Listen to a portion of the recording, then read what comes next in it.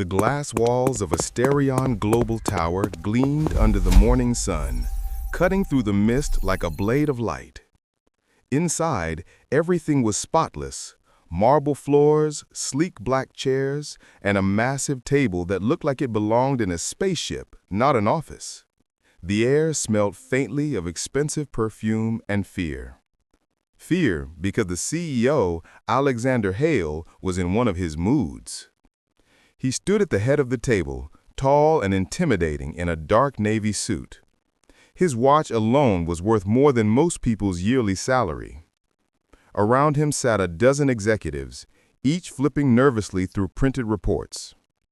At the far corner, invisible to everyone, a woman in a plain maid's uniform quietly wiped the glass partition. Her name was Maria, and though she blended into the background like furniture, her ears caught everything. "Do you people even realize what's at stake here?" Alexander barked, slamming a file on the table. His deep voice echoed off the walls. "We're about to lose a $100 million contract because no one here can handle a simple translation?" The room fell silent. The contract in question was with Al Mansour Holdings, a powerful conglomerate from Dubai. Their representative was arriving any minute, and the issue was that no one in the company spoke Arabic well enough to finalize the deal. Alexander turned toward his assistant. "Where's our interpreter?" She resigned yesterday, sir," the assistant stammered. "She said her visa expired." Alexander's jaw tightened. "Great. Just perfect. We're about to blow months of negotiation because HR can't keep a translator on payroll?" A few executives exchanged uneasy glances. Then the elevator chimed.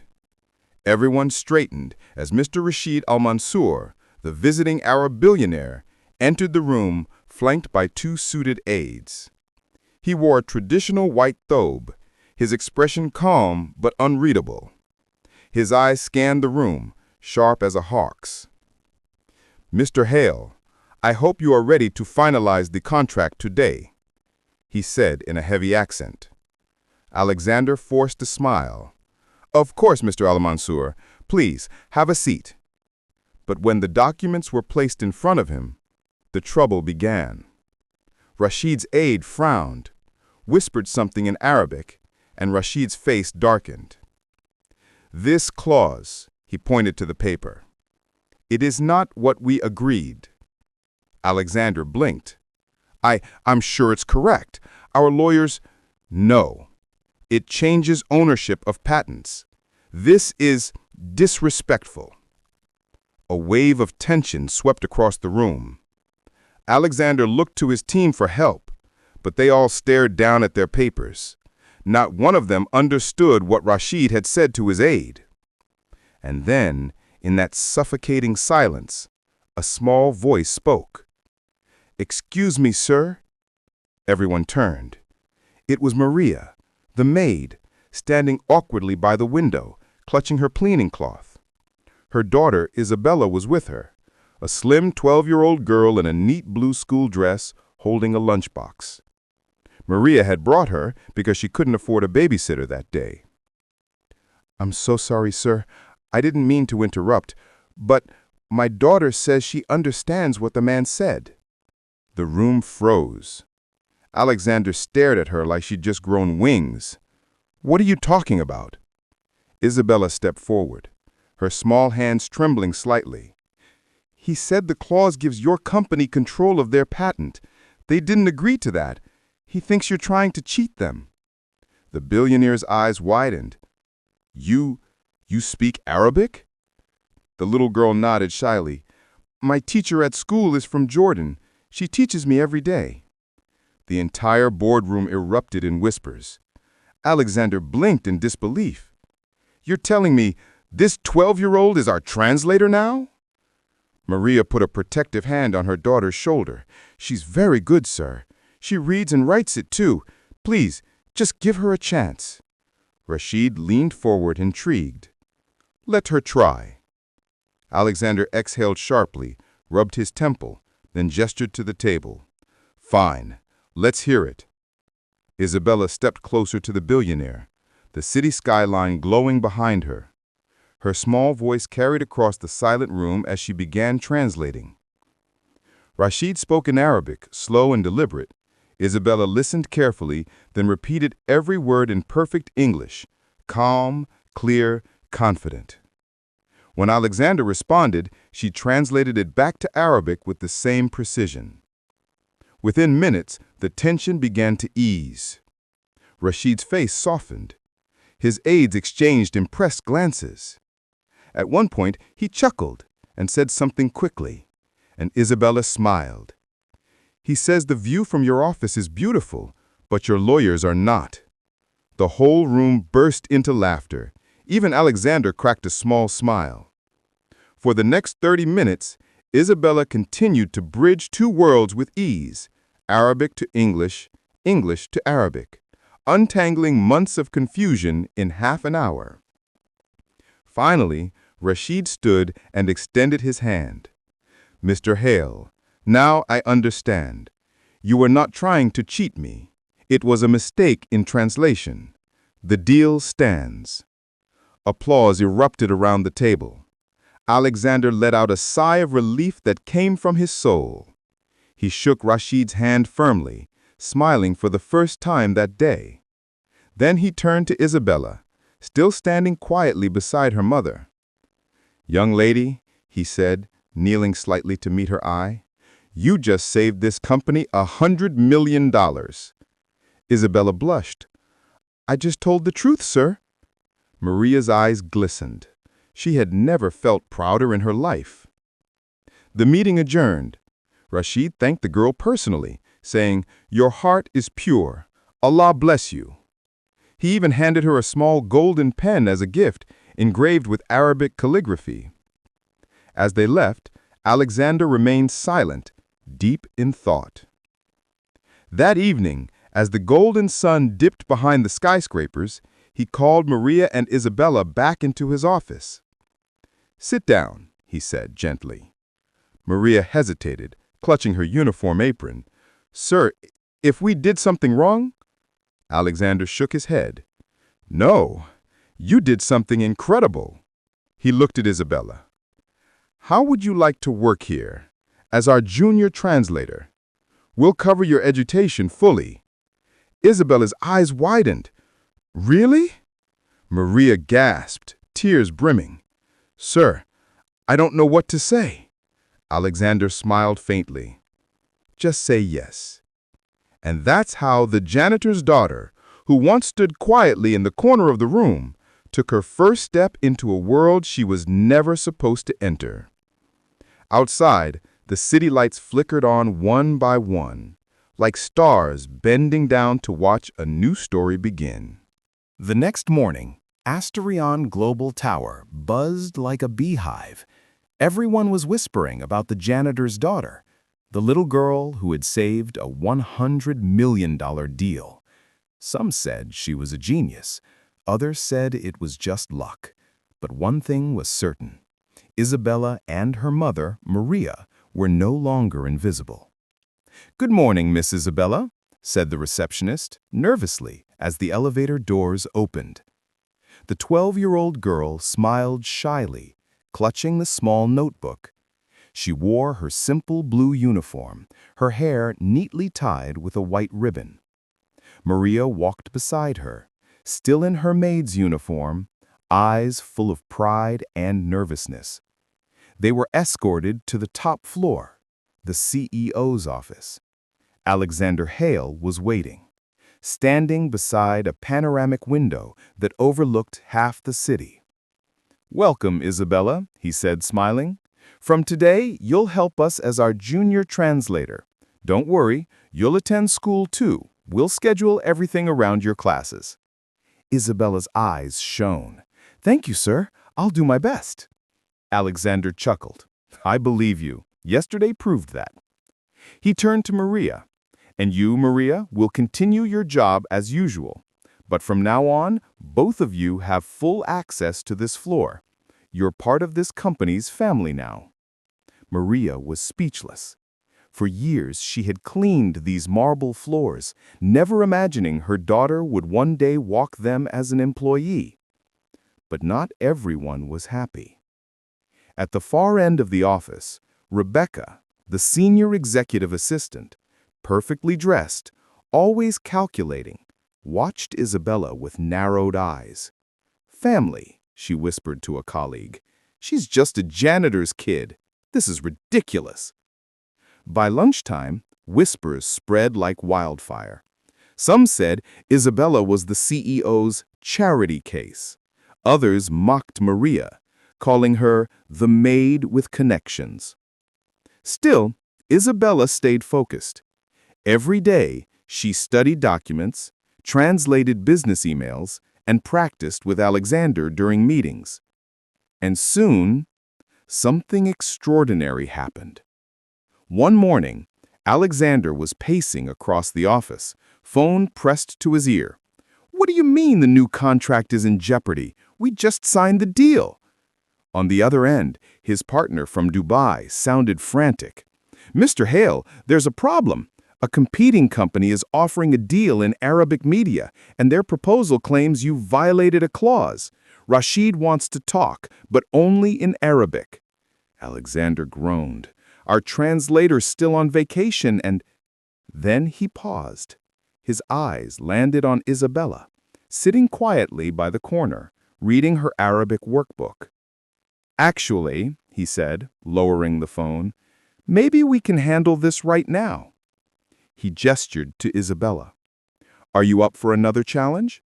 Isabella blinked. "Me?" Alexander smiled. "Yes, you. Think of it as round 2.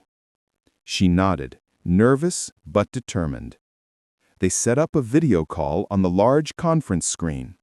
Rashid appeared, seated in a grand Dubai office. His expression was serious this time. "Mr. Hale, I hear unpleasant things about your company." Isabella took a deep breath and translated perfectly. Then she added softly in Arabic, "Sir, my boss wishes to clear any misunderstanding with full respect." Rashid's stern face softened slightly. "Ah, it's you again, little one." "Yes, sir," she smiled. "I'm here to help." The two began to talk, in flawless Arabic, word by word. Rashid explained that a rumor spread by Vanguard Corp., a rival company, accused Asterion of hiding patent terms. Alexander clenched his jaw. "They're lying." Through Isabella, he conveyed his defense, calm, firm, transparent. Every phrase she translated carried his tone, his sincerity, and his respect. After 20 tense minutes, Rashid nodded. "I trust this girl. If she says you are honest, then I believe her." And just like that, the crisis dissolved. Alexander leaned back, smiling with relief. "You did it again, Isabella." But in the shadows, jealousy festered. Rebecca stormed into the staff lounge, slamming her tablet down. "Do you all realize what's happening? That kid is running the show now. The CEO listens to her more than to us." "She's just lucky," another muttered. "If it wasn't for that Arabic stunt, no one would care." Rebecca smirked. "Let's see how long her luck lasts." Later that day, she secretly copied an internal Arabic document, a legal draft still under review, and placed it in Isabella's translation folder. When Isabella translated it for Alexander, one small mistranslation appeared, a legal phrase about transfer of ownership. Rebecca seized her chance. "Sir, she just mistranslated a critical clause. If this went to print, we'd lose the deal." Everyone turned. Isabella froze, her heart pounding. I didn't know it wasn't the final draft," she stammered. Rebecca folded her arms smugly. "This is what happens when you let a child handle billion-dollar documents." Alexander's face darkened. "Enough." He looked at Isabella, disappointment flickering in his eyes. "We'll discuss this later." The meeting ended abruptly. Isabella ran to the restroom, tears streaming down her face. Maria found her there trembling. "Sweetheart, what happened?" "I made a mistake. Everyone's laughing at me now." Maria hugged her tight. "Listen to me, Bella. You didn't make a mistake. Someone tricked you. But you will rise again, okay?" Isabella sniffled. "But what if Mr. Hale doesn't trust me anymore?" Maria smiled softly. "Then prove that he should." That night, while cleaning the executive floor, Maria found something.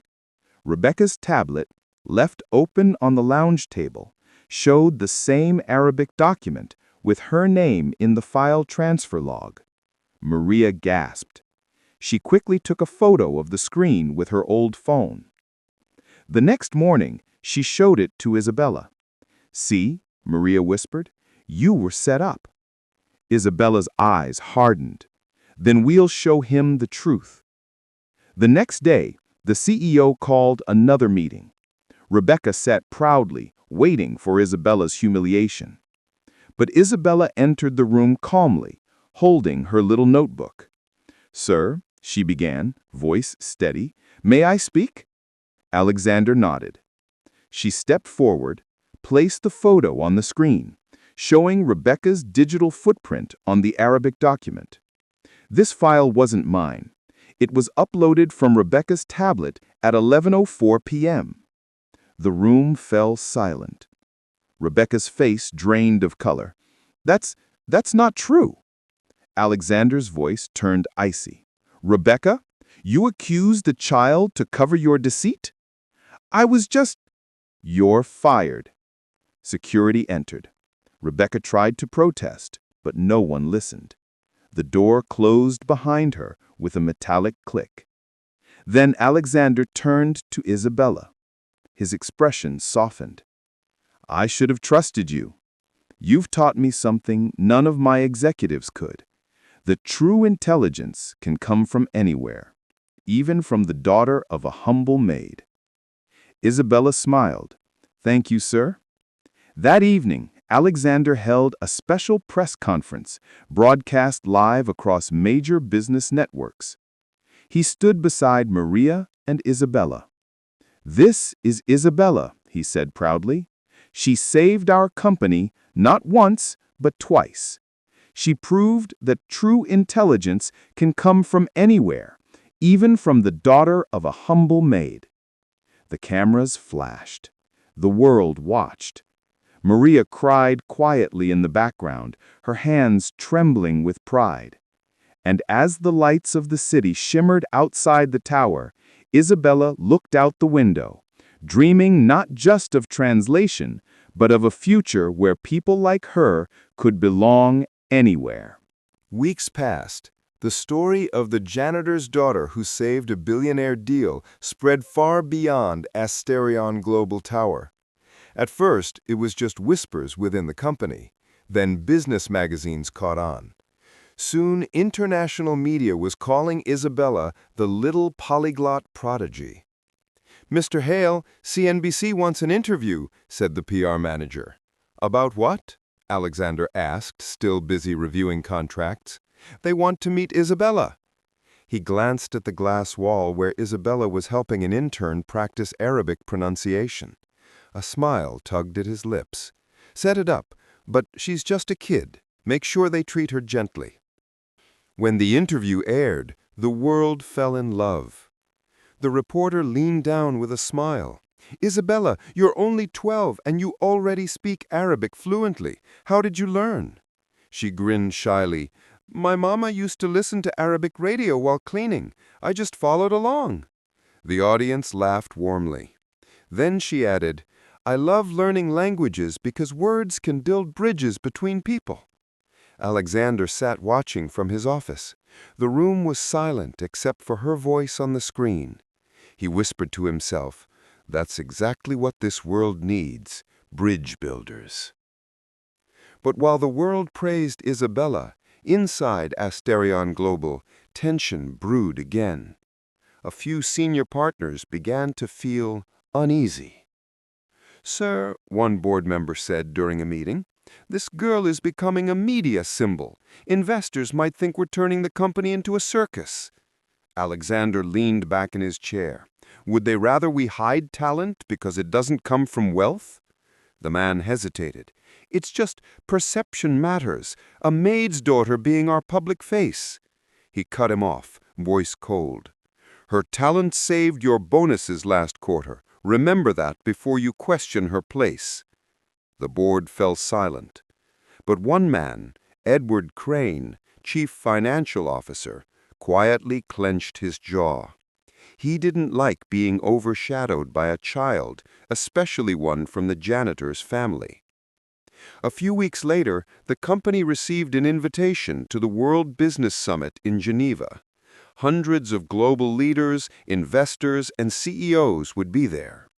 Asterion Global was to present its new AI linguistics expansion project, a billion-dollar initiative to create real-time translation software. It was Alexander's most ambitious idea yet, and ironically, inspired by Isabella herself. He decided to take her and Maria to Geneva. When they arrived, Isabella was mesmerized. Glittering lights, polished floors, businessmen in tuxedos, women in designer gowns. She clutched her mother's hand tightly. "Don't be nervous," Maria whispered. "You belong here as much as anyone." That night before the presentation, Alexander found Isabella studying Arabic and Japanese notes on the hotel balcony. "You're not even on stage tomorrow," he teased. "Why are you working so hard?" She smiled shyly. "Because you said real power isn't money, it's knowledge." He laughed softly. "You remember everything I say, don't you?" She shrugged playfully. "Only the good things." He looked out over the glowing city below. "You remind me of my daughter," he said quietly. Isabella turned. "You have a daughter?" "I did," he said. "She died when she was about your age. That's why I built this empire, to fill the silence she left." For a moment, neither spoke. The night air carried a soft chill. Then Isabella whispered, "Maybe she sent me to remind you how to smile again." Alexander smiled faintly, a smile that carried both pain and peace. "Maybe she did," he said. The next morning, the conference hall was packed with journalists, CEOs, and investors. Alexander stood on stage, introducing the new AI project. Behind him, a massive screen displayed complex Arabic phrases being translated instantly. But suddenly, the demo froze. Lines of code flashed red. Error messages filled the screen. The program crashed. Gasps rippled across the room. Cameras clicked. Investors murmured nervously. Alexander's face went pale. "What happened?" he whispered to his team. Edward Crane, the chief financial officer, stepped forward. "It looks like a bug in the core translation algorithm. We can't fix it without the main code." Alexander's hands clenched. "This can't be happening right now." Then a small voice came from the front row. "Sir, may I see it?" Everyone turned. It was Isabella, standing beside her mother, clutching her notebook. "Bella, no," Maria whispered, terrified. But Alexander gestured for her to come. "Let her try." Isabella climbed onto the stage, her small hands trembling. She looked at the screen full of Arabic code. Her eyes scanned the lines, her lips moving silently. Then she turned to the microphone and whispered something in Arabic. The audience didn't understand, but the system did. The program rebooted. Lights flashed. The screen came alive again. The frozen phrases began translating smoothly. A wave of applause broke out. Alexander stared in disbelief. What did you just do?" She smiled shyly.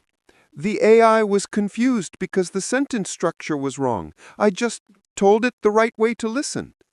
Tears glistened in Alexander's eyes. "You told the machine how to listen." The hall erupted into a standing ovation. Cameras flashed like lightning. But not everyone clapped.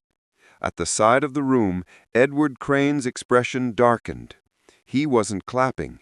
He was furious. Because in that moment, the entire world had witnessed what he feared most.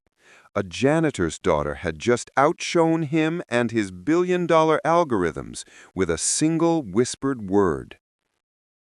By evening, Isabella's face was on every major news channel. 12-year-old translator saves billion-dollar presentation. The whisper heard around the world. Alexander's company stocks soared overnight.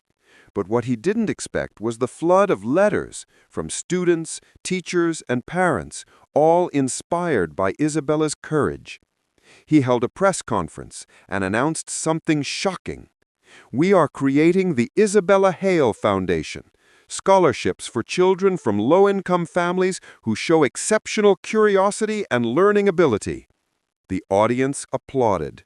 Maria wept backstage. But not everyone celebrated. Edward Crane sat in his office that night, staring at the headlines. His pride burned. "She humiliated me," he muttered. Then his lips curled into a thin smile. "But let's see how perfect she really is." The next day, Edward approached Alexander with a proposal. "Sir, we're developing a secret test for the new AI. It's based on an ancient Middle Eastern dialect, far more complex than modern Arabic. No translator can decode it easily." Alexander nodded, intrigued. "And you want Isabella to try?" "Exactly. If she succeeds, it proves she's truly exceptional." Edward smiled, but his eyes gleamed with malice. "And if she fails?" Alexander didn't catch the last part. He agreed. That evening, Edward emailed Isabella the document, a confusing mix of symbols, phrases, and archaic terms no child could reasonably solve. When Isabella opened it, she frowned. "Mama, this doesn't look like Arabic I've ever seen." Maria worried. "Maybe it's a trick, sweetheart. Don't push yourself too hard." But Isabella shook her head. "If someone's trying to test me, I'll show them what I can do." She stayed up all night, translating, cross-referencing, and whispering to herself in ancient dialects she barely understood. As the sun rose, she circled one line and gasped. "This isn't just a translation test. It's a trap, hidden in code." The morning sun spilled across the glass towers of Geneva as Isabella arrived at the Asterion Global Tech Lab. Her little backpack hung loosely, dark circles visible under her eyes, the result of a sleepless night.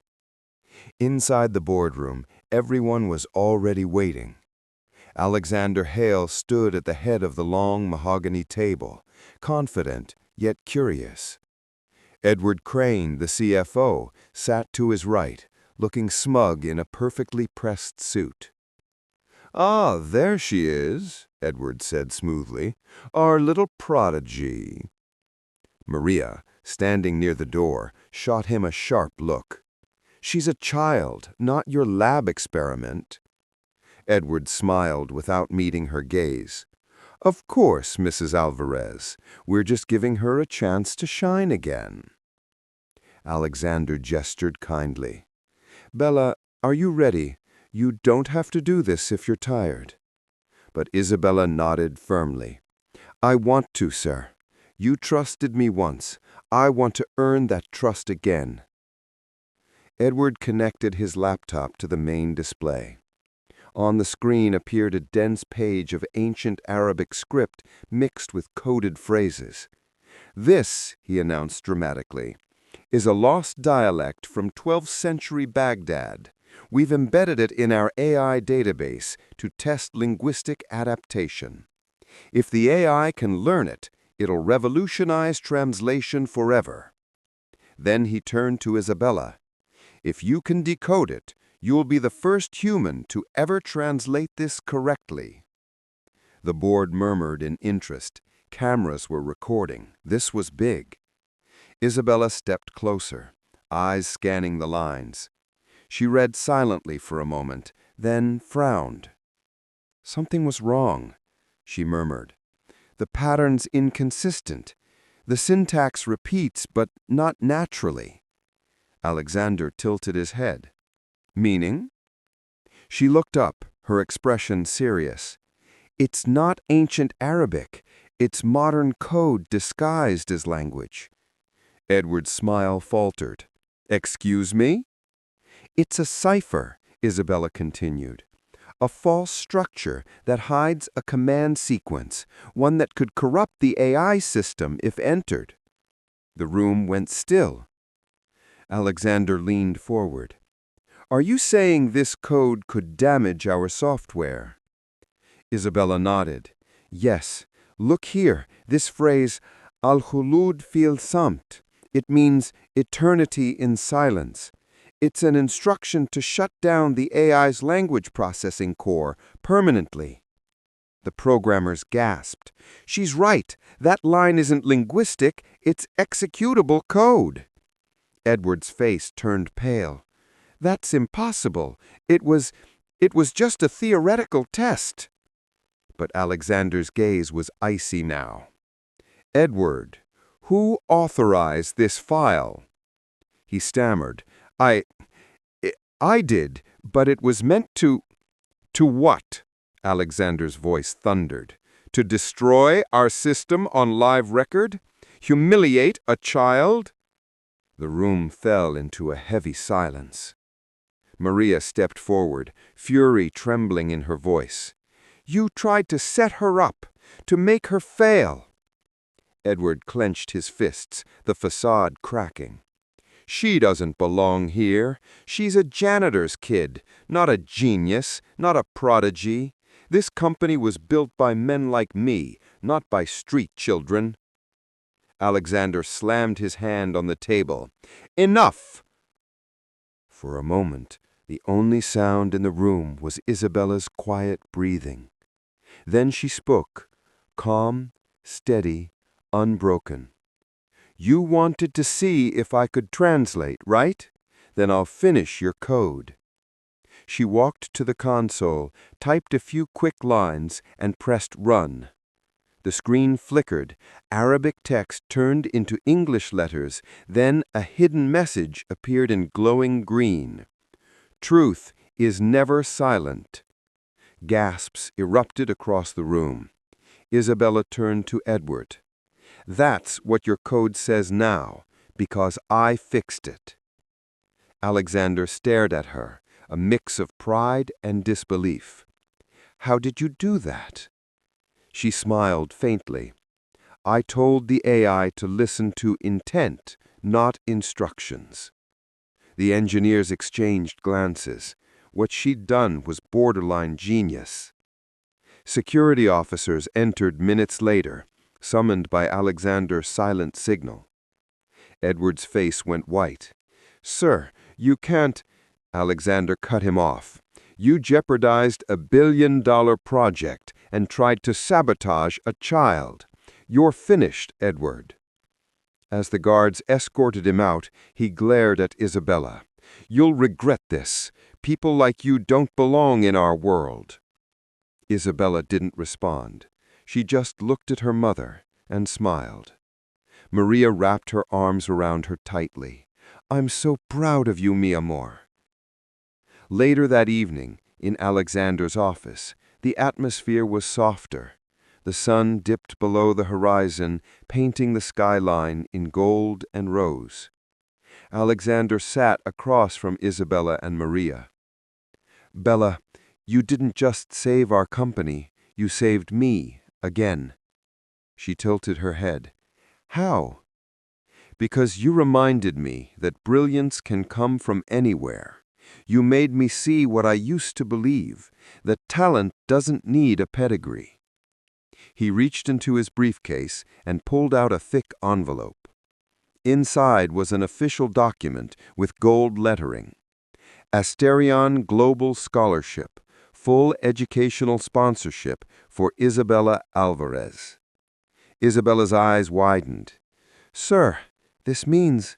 Alexander smiled. It means you'll study wherever you want, any country, any language. The world should never limit someone like you. Tears welled in Maria's eyes. "Mr. Hale, we can't accept this." "You're not accepting charity, you're accepting destiny." As they stood to leave, Alexander walked to the window, gazing down on the glowing city below. "Do you know, Isabella," he said softly, "when I was young, I thought power was about control, about being the smartest person in the room. But watching you taught me that true power is about listening," she said, smiling. He turned, chuckling. "Exactly." Then he added more seriously, "There's one thing I've learned from your whisper. When the world refuses to listen, one honest voice can change everything." That night, Isabella and Maria walked back through the hotel corridor, the city lights twinkling outside. Maria placed her hand on her daughter's shoulder. "You've changed our lives, Bella." But Isabella just smiled, gazing out at the stars. "Mama, I didn't just change ours, I changed his, too." Months later, headlines announced, "Janitor's daughter becomes the youngest linguistic scholar at Oxford." The world celebrated the story of courage, humility, and brilliance that rose from the quiet corners of the corporate world. And in a quiet office in New York, Alexander Hale kept a framed photo on his desk of him, Isabella, and Maria, beneath a single quote etched in glass: "Truth is never silent." The heavy iron gates of Oxford University opened slowly, creaking as the golden morning sun spilled across the cobblestone courtyard. Students with posh accents and polished shoes walked past, laughing, greeting one another with confidence that came from generations of privilege. And in the middle of it all stood a small girl with wide brown eyes, holding her backpack tightly. Isabella Alvarez. Her mother stood beside her, holding her hand. "You did it, mi amor," Maria whispered. "From the janitor's closet to Oxford." Isabella smiled faintly, but her gaze lingered on the centuries-old buildings that surrounded her. "They look like castles," she said softly. "I feel small here." Maria bent down, cupping her daughter's face. "You've already proven that even the smallest voice can shake empires." A car door closed behind them, and Alexander Hale stepped out, his tailored suit catching the morning light. He smiled warmly. "Ready for your first day, Bella?" She nodded. "Nervous, but ready." The heavy iron gates of Oxford University opened slowly, creaking as the golden morning sun spilled across the cobblestone courtyard. Students with posh accents and polished shoes walked past, laughing, greeting one another with confidence that came from generations of privilege. And in the middle of it all stood a small girl with wide brown eyes, holding her backpack tightly. Isabella Alvarez. Her mother stood beside her, holding her hand. "You did it, mi amor," Maria whispered. "From the janitor's closet to Oxford." Isabella smiled faintly, but her gaze lingered on the centuries-old buildings that surrounded her. "They look like castles," she said softly. "I feel small here." Maria bent down, cupping her daughter's face. "You have already proven that even the smallest voice can shake empires." And a car door closed behind them, and Alexander Hale stepped out, his tailored suit catching the morning light.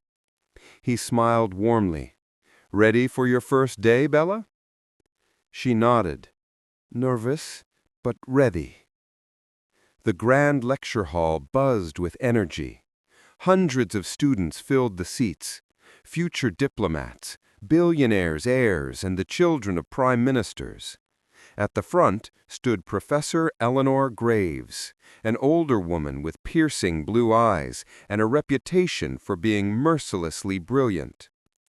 "Today," she began, will test your understanding of linguistic deconstruction. Who here can tell me what this phrase means? She wrote on the board in bold Arabic script. من عرف نفسه فقد عرف ربه. Silence. A few students squinted, others scrolled frantically through translation apps. Then, slowly, Isabella raised her hand. Professor Graves frowned slightly. She'd read Isabella's file. Scholarship student, daughter of a janitor. Yes, Miss Alvarez. Isabella spoke clearly. It means he who knows himself knows his Lord. It's from a Sufi proverb. The professor's eyebrow lifted. And what's the deeper meaning?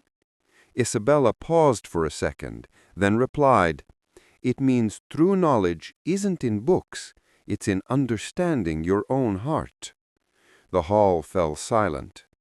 Professor Graves smiled faintly for the first time. Excellent, Miss Alvarez. It seems Oxford might learn something new this year. A few students clapped, others whispered. Later that day, Isabella found herself in the campus courtyard. A group of elite students led by Clara Wyndham, the daughter of a British duke, stood nearby, watching her. So that's the janitor's kid, the one Hale sponsors, her friend laughed. Apparently, she can translate ancient codes. Maybe she'll mop the library next. They burst out laughing. Isabella heard them, but didn't respond. She simply sat under a tree, opened her notebook, and began sketching Arabic calligraphy with elegant strokes. But Clara wasn't done. She walked up, her heels clicking on the stone. You're not really one of us. You know that, right? Isabella looked up calmly. I'm not trying to be one of you. I'm just trying to learn. Her smile turned sharp. Let's see how long you last. A week later, the linguistics department announced a secret internal competition, the Global Decipher Challenge. The winner would represent Oxford at an international AI summit in Dubai. Isabella's heart raced when she saw the announcement. But when she went to sign up, Clara was already there. Oh, Clara said with mock surprise. Didn't know they let janitors' daughters join global contests. Isabella smiled politely. I let my work answer for me. Clara smirked. Good luck. You'll need it. The challenge was brutal. Participants had 24 hours to decode a file written in a lost proto-language mixed with algorithmic syntax. It was like solving an ancient riddle inside a computer. By midnight, most students gave up, except Isabella. She sat alone in the library, surrounded by papers and code, her fingers flying across the keyboard. She could feel the rhythm, like music beneath the chaos of symbols. Her father's old voice echoed in her mind. When something doesn't make sense, mija, maybe it's because it's trying to speak to you differently. She leaned closer, and then she saw it.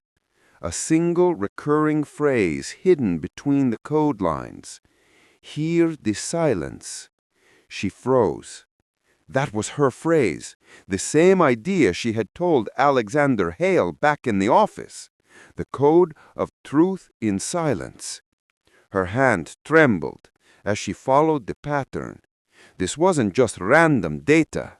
Someone had planted this file for her. At dawn, the file unlocked. A message appeared on her screen, encrypted with Hale's old signature key. Bella, if you're reading this, it means you found what I couldn't. Inside this code is the next generation of Asterion AI. Guard it. Don't trust anyone, especially not Clara Wyndham. .ha. Her breath caught. Alexander had left her a hidden project inside the global test. But why? Before she could think, footsteps echoed. Clara stood in the doorway. "Oh," she said innocently. "Still awake? How cute." Her eyes flicked to Isabella's screen. She had seen the message. Isabella quickly closed the laptop, but Clara smirked. "Relax. I'm sure Professor Graves will be very interested to see how a janitor's daughter got access to corporate data." Then she left, her heels clicking like gunshots in the silence. By morning, whispers spread through the campus like wildfire. She cheated. She hacked into Esterion's database. She used billionaire connections. Isabella walked through the halls, her head down, every step heavier than the last. Professor Graves called her into her office. "Isabella," she said sternly, "did you hack this code yourself?" "I didn't hack anything," Isabella said, shaking. "It was part of the challenge file. I just followed the pattern." Graves sighed a little. "Then how do you explain this?" She turned her laptop around, showing the hidden message from Alexander Hale. Isabella froze. Graves' eyes softened a little. "Mr. Hale confirmed he did not send this file. Someone forged his signature key." Isabella's heart pounded. "Then someone's framing me." Graves leaned forward. "Find proof before the summit tomorrow, or you'll be expelled." That night, Isabella stayed in the darkened library again, alone, trembling but determined. She opened the challenge file again, looking for digital fingerprints. And there it was, a hidden tag in the metadata. CW01. "Clara Wyndham," she whispered. She traced the IP logs. Clara had uploaded the fake code hours before the competition began. The next morning, in front of the entire linguistics department, Clara stood confidently on stage, expecting to be crowned the winner. But before Professor Graves could announce the results, Isabella stepped forward. "Professor," she said loudly, "before the results, I'd like to show everyone something." She connected her laptop to the projector. A flurry of code appeared, followed by digital timestamps and finally a name. Uploader, Clara Wyndham. File origin, private server, Windsor Estate. Gasps echoed through the hall. Clara's face went white. That's fake!" But Graves raised a hand. "Enough. The data is verified. Miss Wyndham, you've been caught tampering with the challenge files." Isabella turned quietly toward her. "You said I didn't belong here? Maybe you were right. Maybe I belong somewhere higher." By the afternoon, the scandal had spread beyond Oxford to the media. Scholarship student exposes elite cheating scandal at Oxford. Clara was expelled, and Isabella, she was chosen to represent Oxford at the Global AI Summit. When she walked across the stage to accept her certificate, the entire hall rose in applause.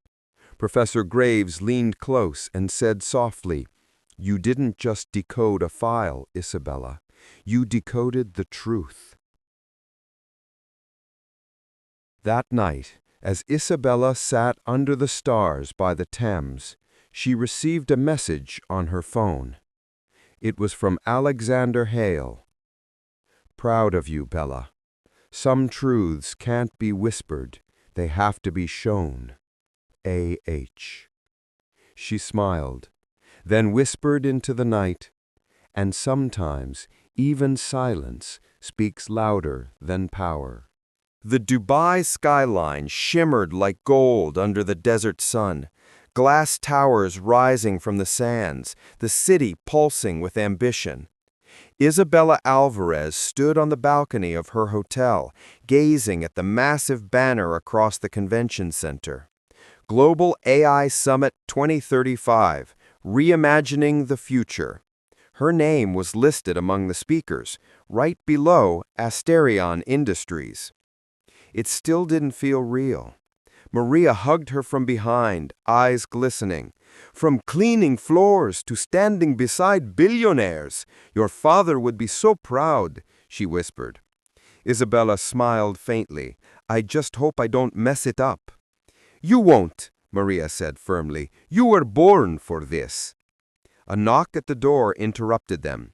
When Isabella opened it, a familiar face stood there. Alexander Hale, smiling, older, but proud.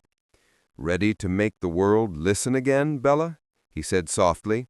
She hugged him tightly. "I am ready." Inside the conference hall, the world's most powerful minds gathered. Investors, scientists, CEOs, even government ministers. Flashbulbs flickered, reporters whispered. And at the center stage sat the Asterion delegation, including Adrian Cade, the new CEO after Hale's resignation. Hale leaned toward Isabella. "Be careful around Adrian. He's smart, but too hungry. He'll burn the world for applause." Isabella nodded. "I'll stay alert." Hours later, Isabella stood on stage beside the Asterion logo. Her voice trembled slightly as she began her presentation. "Good morning. My name is Isabella Alvarez. I'm here to show you something not about machines, but about understanding." On the giant screen behind her, lines of code flickered, the same language she had discovered in Oxford. "This," she said, "is Asterion's neural code of empathy, a program that can interpret emotional intent behind speech, even in different languages." Gasps filled the room. She continued, "It means when someone says, 'I'm fine,' the system detects the tone, stress, and emotional data and knows if they're truly in distress. It can translate meaning, not just words." The audience leaned forward, mesmerized. A soft hum filled the hall as Isabella activated the demo, translating a series of emotional phrases between Arabic, Japanese, and English in real time. Even the toughest executives began to clap. And then the lights flickered. Asterion's servers behind the stage began to glitch. The demo froze and a strange red message appeared on screen. "Code breach detected. System override by A. Cade." Isabella froze. What's happening?" Hale jumped up from his seat. "Adrian!" he shouted. The CEO smirked slightly from the front row. "Just ensuring company property is not leaked, old man." But Isabella saw the lines of code running down the display. It wasn't just security, it was deletion. He was wiping everything, all the Asterion's research, the empathy data, the AI model Isabella had helped rebuild. "Stop it!" she cried. She ran backstage, opening the control terminal. The data was collapsing, terabytes gone every second. Adrian's voice came through the speakers, calm and cold. "You think we can let a janitor's daughter control the world's most advanced AI? You're brilliant, kid, but you don't belong here." Her hands trembled. The entire room was in chaos. And then she remembered her father's words again. "Sometimes, mija, silence is the key that unlocks the noise." She closed her eyes. Silence. Then she saw it, buried deep in the neural pattern, a failsafe Hale once showed her, a single encrypted phrase that could restore the backup. She typed rapidly, whispering as she did. "Al-Salum muftah al-fahm. Silence is the key to understanding." The crowd gasped as the red light turned blue. The servers rebooted. Asterion's data began restoring in waves of light across the holographic display. When the system reactivated, Isabella's voice echoed across the hall, not angry, not loud, but steady. "Knowledge belongs to everyone who seeks it, not just those born rich enough to claim it." The hall erupted in applause. Adrian stood frozen, exposed. Security rushed in. The board of Asterion, furious, surrounded Adrian Cade. One of them shouted, "You tried to delete billions in data for personal control. You're finished." As they escorted him out, Adrian glared at Isabella. "You'll regret this, janitor's girl." She met his eyes calmly.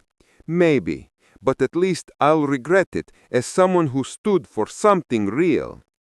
When the summit ended, the UN Technology Council presented Isabella with an award, the Global Innovation Medal. As the cameras flashed, Hale whispered, "You didn't just save Asterion, Bella. You saved its soul." She smiled faintly. "You once told me everything has a voice. I just listened." Maria cried in the audience, clapping harder than anyone else. Isabella raised the medal high, the janitor's daughter, now standing above the world. Later that night, on the rooftop of the Burj Khalifa, Hale joined her. He handed her an envelope.